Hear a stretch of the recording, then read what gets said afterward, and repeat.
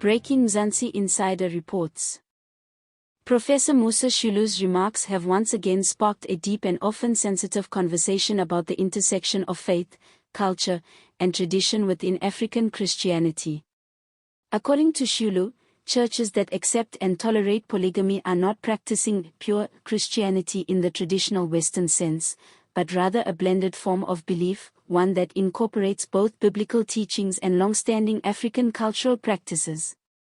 This perspective highlights an ongoing theological debate, whether Christianity in Africa should strictly follow early missionary interpretations or evolve within the cultural realities of its followers.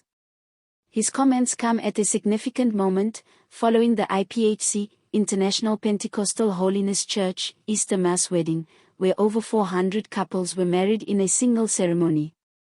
Events like these are often celebrated as powerful demonstrations of unity, commitment, and spiritual renewal.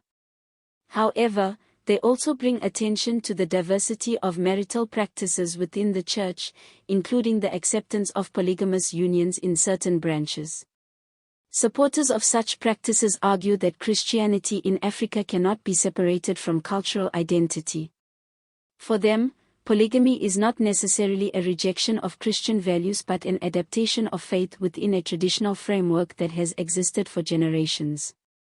They believe the church should be inclusive and reflective of the communities it serves.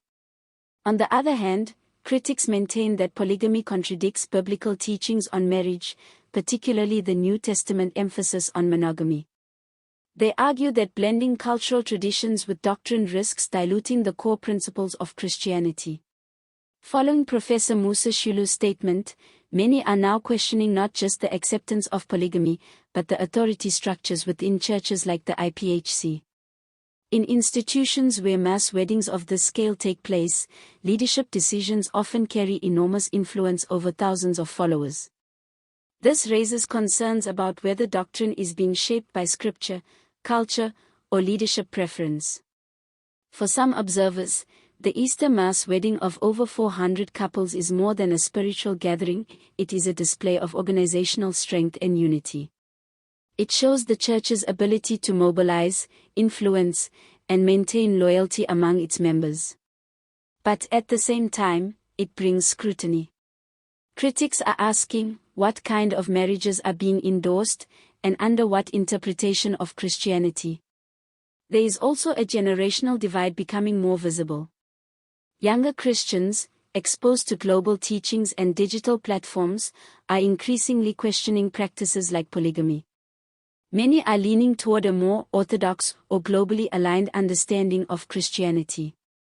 Meanwhile, older generations and traditional leaders often defend these practices as culturally grounded and spiritually justified. Women's voices are also beginning to emerge more strongly in this debate. In many cases, polygamous structures place women in complex and unequal positions. Advocates for gender equality within the church argue that such practices must be re-examined, especially in modern society where women are demanding greater agency, respect, and fairness. As the debate continues to grow, attention is now turning to the future of the church and how it will respond to these difficult questions. Professor Musa Xulu's remarks have pushed many churches, including the IPHC, into a position where clarity is needed not only on polygamy, but on the broader relationship between culture and Christian doctrine. The Easter Mass wedding of over 400 couples may stand as a symbol of unity and spiritual celebration, but it also places the church under increasing scrutiny. Both supporters and critics are watching closely to see whether church leadership will address these concerns openly or remain silent. At the same time, African Christianity is gaining global attention, meaning its practices are no longer just local matters. What is accepted within one church can shape perceptions of the entire continent's faith movement.